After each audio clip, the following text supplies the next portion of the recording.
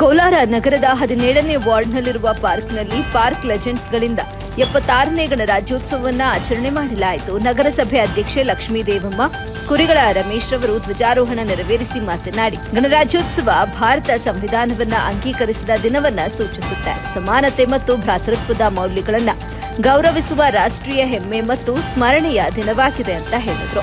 Park legends Kolar ರವರು ಸ್ಥಳೀಯ park ಅಭಿವೃದ್ಧಿಗೆ ಮನವಿ ಮಾಡಿದ್ದು, ನಗರಸಭೆ ವತಿಯಿಂದ ಈಗಾಗಲೇ ಅರ್ಧದಷ್ಟು ಪಾರ್ಕ್ ಸ್ವಚ್ಛಗೊಳಿಸಲಾಗಿದೆ. ಪ್ರಸ್ತುತ ಕಾರ್ಮಿಕರ ಕೊರತೆ ಇರೋ ಕಾರಣದಿಂದಾಗಿ ಮುಂದಿನ ದಿನಗಳಲ್ಲಿ ಸ್ವಚ್ಛ ಮಾಡಲಾಗುವುದು ಹಾಗೂ ಅಭಿವೃದ್ಧಿಪಡಿಸಲಾಗುವುದು ಅಂತ ಆಶ್ವಾಸನೆ ನೀಡಿದರು.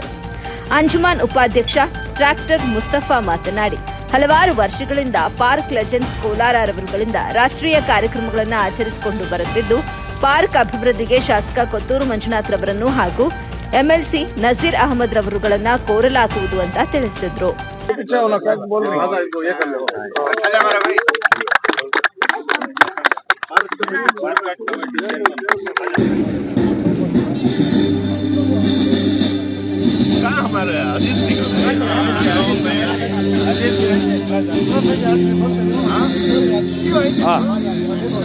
ನಾವು ಏನಕ್ಕೆ ಆಚರಣೆ ಮಾಡ್ತೀವಿ ಅಂತಂದ್ರೆ, ಸಂವಿಧಾನ ಈ ದಿನ ಜಾರಿಗೆ ಬಂದಿರುತ್ತೆ. ಅದರ ಒಂದು ಸಲುವಾಗಿ ನಾವು ಗಣರಾಜ್ಯೋತ್ಸವನ ಆಚರಣೆ ಮಾಡ್ತೀವಿ. ಇದ್ರ ಮುಖ್ಯ ಉದ್ದೇಶನೇ ಯಾವುದೇ ಜಾತಿ, ಪಂಗಡ, ಮತ, ಧರ್ಮ ಎಲ್ಲಾನ ಬಿಟ್ಟು ನಾವು ಭಾರತೀಯರು ಅಂತ ನಾವು ಹೆಮ್ಮೆಯಿಂದ ಹೇಳ್ಕೊಂಡು ಸೆಲೆಬ್ರೇಟ್ ಮಾಡುವಂತ ಒಂದು ಹಬ್ಬನೇ. ಒಳ್ಳೆ ಭಾತೃತ್ವ, ಸಹೋದರತ್ವ ಎಲ್ಲವನ್ನು ಹೊಂದಿದ ಸಂವಿಧಾನವನ್ನು ನಾವು ಇವತ್ತು ಅದರ ಅಡಿಯಲ್ಲಿ ಜೀವಿಸ್ತಾ ಇದ್ದೇವೆ. ಎಲ್ರೂ ಈ ಒಂದು ಸಂವಿಧಾನದ ಅಡಿಯಲ್ಲಿ ಜೀವಿಸ್ಬೇಕು. ಅದಕ್ಕೊಂದು ಗೌರವವನ್ನು ಸಮರ್ಪಣೆ ಮಾಡ್ಬೇಕು. ಎಲ್ರಿಗೂ ಒಂದು ಒಳ್ಳೇದಾಗ್ಲಿ. ನಮ್ಮನ್ನ ಒಂದು ಪಾರ್ಕ್ ಕರೆದು ನಮ್ ಕೈಲಿ ಫ್ಲಾಗ್ ಎಲ್ರಿಗೂ ನಮಸ್ತೆ.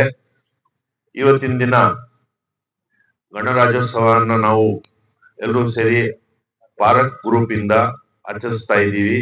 ಈ ಒಂದು ಆಚರಣೆಗೆ ನಮ್ಮ ನಗರಸಭಾ ಅಧ್ಯಕ್ಷರು ಮತ್ತೆ ಉಪಾಧ್ಯಕ್ಷರಾದ ಇಬ್ರು ಬಂದಿದ್ದಾರೆ, ಮತ್ತೆ ಎಲ್ಲ ಗಣ್ಯರು